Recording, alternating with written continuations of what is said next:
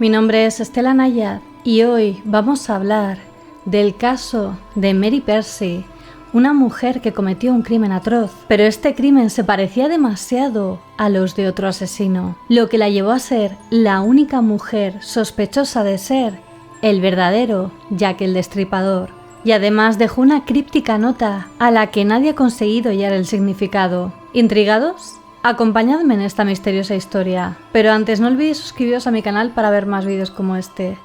Dadle a la campanita de notificaciones para que os avise cuando subo un nuevo vídeo. Y seguidme en mis redes sociales. Bajad las luces, subid el volumen. Y ahora sí, comenzamos.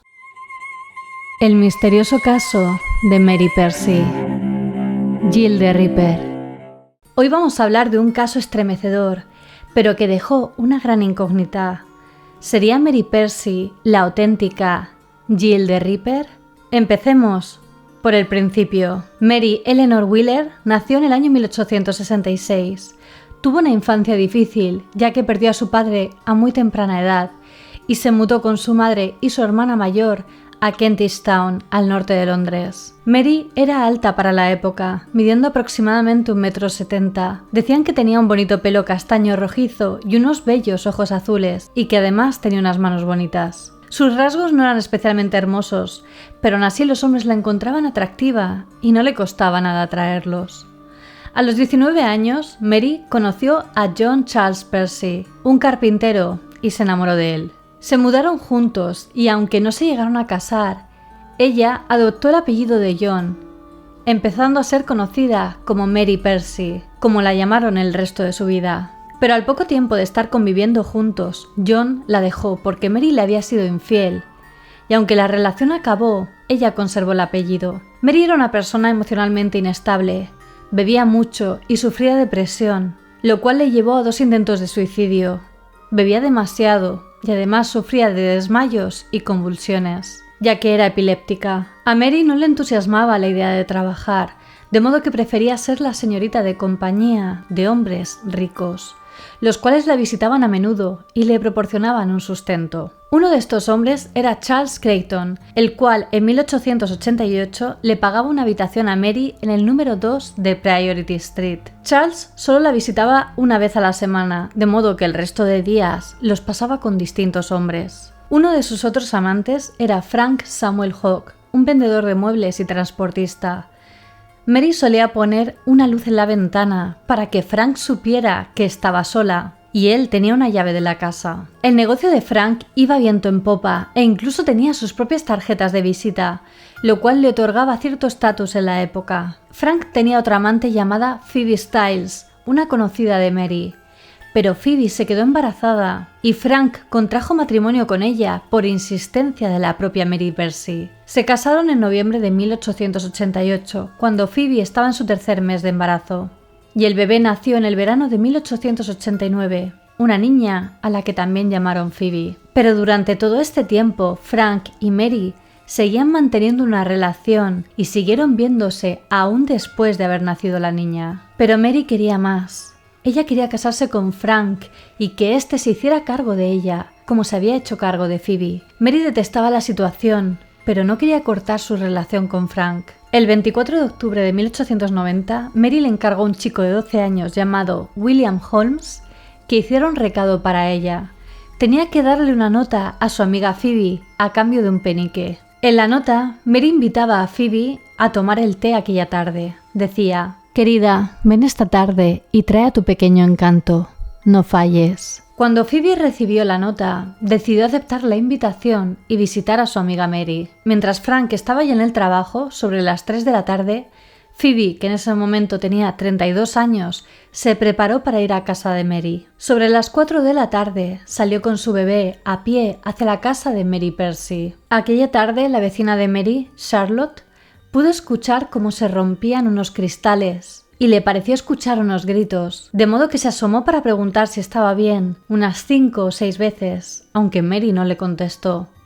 Ese mismo día, a las 7 de la tarde, un hombre encontró el cuerpo de una mujer en Crossfield Road, Hampstead, sobre una pila de basura, y llamó a la policía. Tenía la cabeza casi cercenada y envuelta en una rebeca. Llevaron el cuerpo a la morgue, donde se descubrió que aparte de las heridas del cuello, tenía el cráneo fracturado y tenía la cabeza y los brazos amoratados, lo que se consideraron heridas defensivas. Investigando la escena del crimen, concluyeron que el cuerpo había sido depositado allí y que el crimen había sido realizado en otro lugar. A 1 milla del cuerpo se descubrió un cochecito de bebé negro con el interior completamente ensangrentado. Los cojines estaban empapados con la sangre, pero estaba vacío. No fue hasta la mañana siguiente que descubrieron el cuerpo del bebé, una niña de 18 meses, cerca de la calle Finchley Road, a 2 millas del cuerpo de Phoebe, y el bebé había muerto por asfixia. Frank estaba preocupado porque su mujer y su hija habían desaparecido, y cuando leyó en el periódico el descubrimiento de los cuerpos, fue inmediatamente a la policía, acompañado por su hermana Clara. Tras esto le pidió a Clara que fuera a hablar con Mary y le preguntara si había visto a Phoebe antes de su desaparición, a lo que Mary dijo que no. Así que Mary accedió a acompañar a Clara a la morgue para identificar el cuerpo que habían encontrado y ver si se trataba de Phoebe. Cuando les mostraron el cuerpo, Mary se portó de forma muy extraña. Nada más verlo gritó que no era ella y le pidió a Clara que no mirara. Además fingió ponerse histérica y llamó mucho la atención. Repetía una y otra vez que aquella no era Phoebe. Sin embargo, Clara la ignoró y sí fue capaz de identificarla gracias a la ropa. También les enseñaron el carricoche y Clara fue capaz de identificarlo como el de Phoebe. La policía informó a Frank de que los cuerpos hallados eran los de su mujer y su hija, pero él no demostró estar demasiado entristecido. Tras la fría reacción de su marido, los investigadores lo nombraron sospechoso e investigaron su casa, pero no fueron capaces de encontrar nada que le vinculara con el asesinato.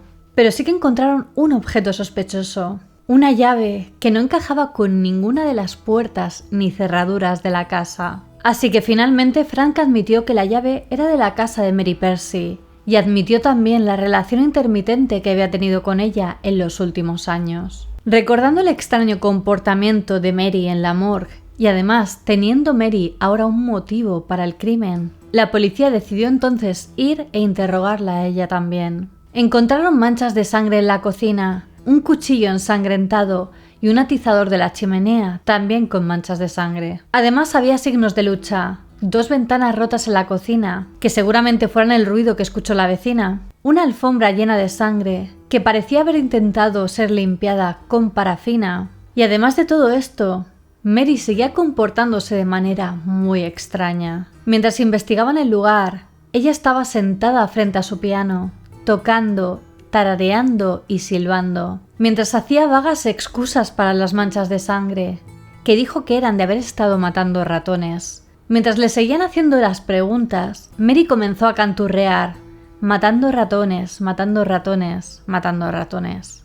El inspector decidió que tenía pruebas suficientes para arrestar a Mary e imputarle 2 cargos de asesinato. Inspeccionaron a Mary y sus ropas también estaban manchadas de sangre y tenía arañazos en las manos. Además, llevaba 2 anillos de boda y uno de ellos era el de Phoebe, el cual no estaba en el cadáver. Además, los vecinos de Mary dijeron que recordaban haberla visto saliendo de la casa con un cochecito de bebé la tarde del 24 de octubre. De modo que Mary Percy, de 24 años, fue detenida y llevada a prisión preventiva. Consideraron que quizá Frank conspiró junto a Mary para cometer el crimen juntos. Pero Frank tenía una muy buena coartada para el día del crimen y fue descartado como sospechoso. Sin embargo, aunque no pudo ser acusado de nada, los vecinos del lugar estaban convencidos de que había tenido algo que ver y era repudiado socialmente, y le gritaban y le abucheaban por la calle. El 28 de octubre se realizó una audiencia sobre el caso en la que se expusieron los cargos que se le imputaban a Mary Percy. El juez que llevó el caso fue el mismo que 11 años antes había juzgado a Kate Webster, otro caso que tenéis en el canal. El 1 de diciembre de 1890 comenzó el juicio contra Mary Percy. Ella se declaró no culpable y tras esto la acusación exhibió todas las evidencias que había en contra de ella. Mary estaba sentada rígida, con un abrigo negro y un sombrero verde oscuro, adornado con un lazo del mismo color, y unos guantes negros de 6 botones. No movió ni una vez la cabeza en ninguna dirección, pero tenía la boca y los ojos tensos durante todo el procedimiento. Entre las pruebas se encontraban las cartas que Mary le había escrito a Frank, en las que se apreciaba el amor y la pasión que sentía por él. Y en ellas le decía que aunque se casara con Phoebe, no quería terminar su relación con él, ni dejar de verle, y que a pesar de esto, ella seguiría tratando a Phoebe como una amiga, algo que durante un tiempo realmente hizo. Le dijo: «Te quiero con todo mi corazón, y también la querré a ella, porque ella te pertenecerá». Se expuso el posible motivo para el crimen, que Mary estaba celosa de Phoebe, a pesar de haber aceptado la situación en primera instancia.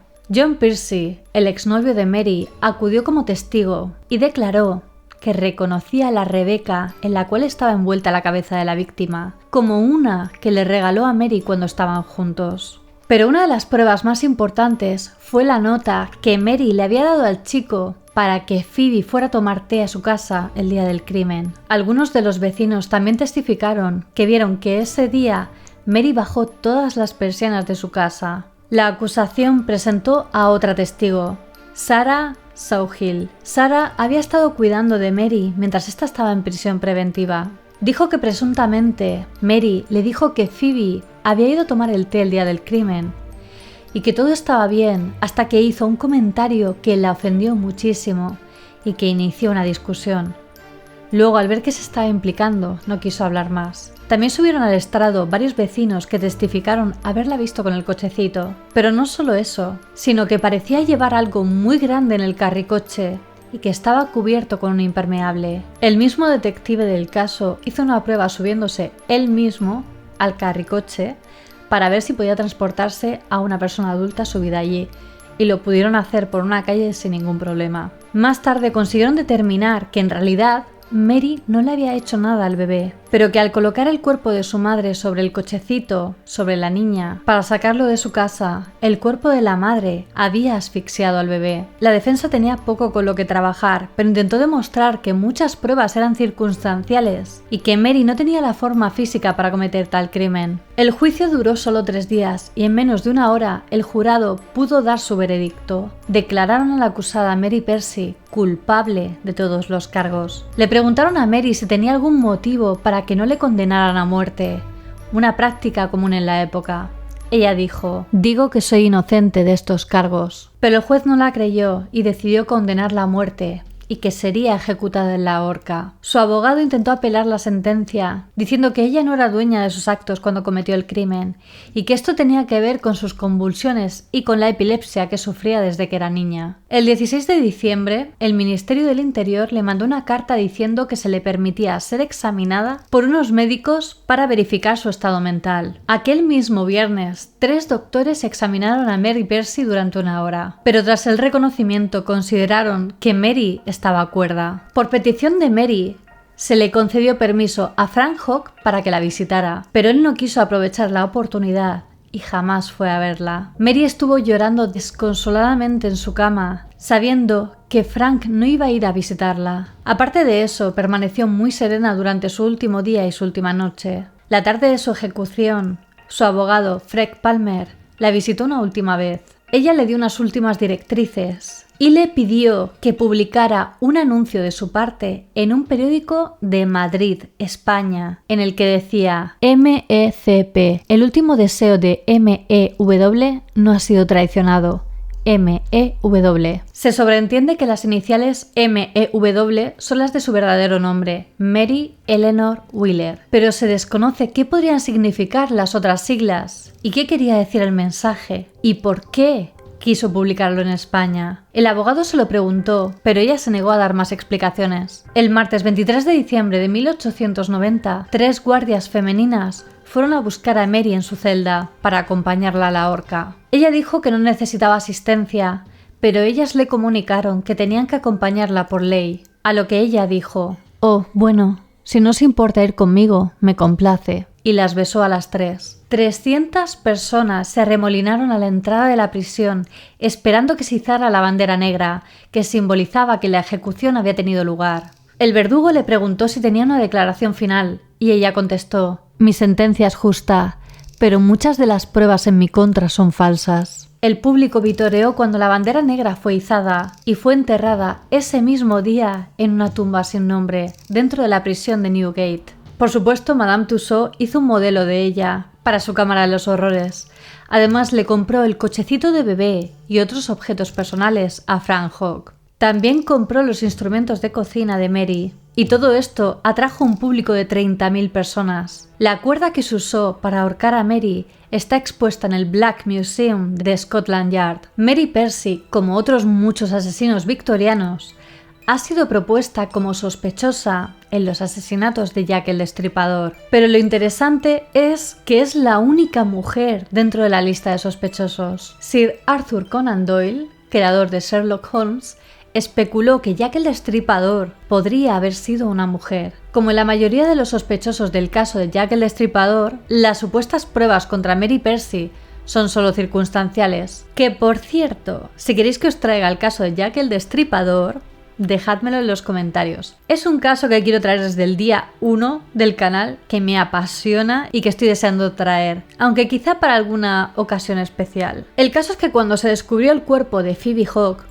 las heridas eran tan parecidas a las de las víctimas de Jack el Destripador que por un momento comenzaron a circular rumores de que Jack el Destripador estaba cometiendo crímenes en la localidad. Incluso en algunos de los primeros artículos de prensa se presentaba como otra posible víctima de Jack el Destripador. En mayo del 2006 se realizaron unas pruebas de ADN en la saliva de los sellos de las cartas que había presuntamente mandado Jack el Destripador a los periódicos de Londres. Y como resultado, obtuvieron que se trataba de un ADN femenino. Así que hay una línea de pensamiento en la que se cree que Mary Percy es en realidad Jack el Destripador, Jack the Ripper, o como apodaron a su versión femenina, Jill the Ripper. A pesar de que muchos intentan vincular ambos casos, también por el hecho de que Mary era una señorita de compañía, al igual que su amiga Phoebe, y que además no se sabe demasiado de su pasado, parece que las conexiones son muy débiles, y un asesinato motivado por celos no tiene realmente mucho que ver con las víctimas de Jack el Destripador. Habían pasado 2 años desde el último ataque de Jack the Ripper. ¿Podía ser que no tuviera nada que ver? ¿O que Mary Percy perdiera los estribos sacando su verdadero yo? Un enigma más en la gran incógnita de Jack el Destripador y la sombra que dejó sobre el Londres victoriano. Y bueno, hasta aquí el caso. ¿Y vosotros qué pensáis? ¿Tenía algo que ver Mary Percy con Jack el Destripador? ¿Qué significaba el críptico mensaje que dejó antes de su ejecución? Decídmelo en los comentarios. Quería agradecer a mis mecenas de Patreon por todo el apoyo que me brindan. Sin vosotros no sería posible. Si vosotros también queréis apoyarme, os dejo el link de Patreon en la descripción, donde también podréis ver los beneficios de cada nivel. Y quería hacer una mención especial a los miembros de la Orden del Dragón: África C, Alejandro Rebón Portillo, Jan Curray y Nikki Azócar Duarte. Muchísimas gracias por vuestro apoyo y por ayudarme a seguir creando estos vídeos. Como siempre, me ayuda mucho que si os ha gustado el vídeo lo compartáis en vuestras redes sociales. Dadle a like, así sabré que queréis que haga más vídeos como este. Suscribíos a mi canal y dadle a la campanita de notificaciones. No olvidéis seguirme en todas mis redes sociales, os las dejo por aquí y en la descripción, especialmente en Instagram, que es donde estoy más activa y subo un material muy interesante. Y ahora sí, me despido. Nos vemos en el próximo vídeo. Recordad que subo nuevos vídeos cada semana. ¡Hasta pronto!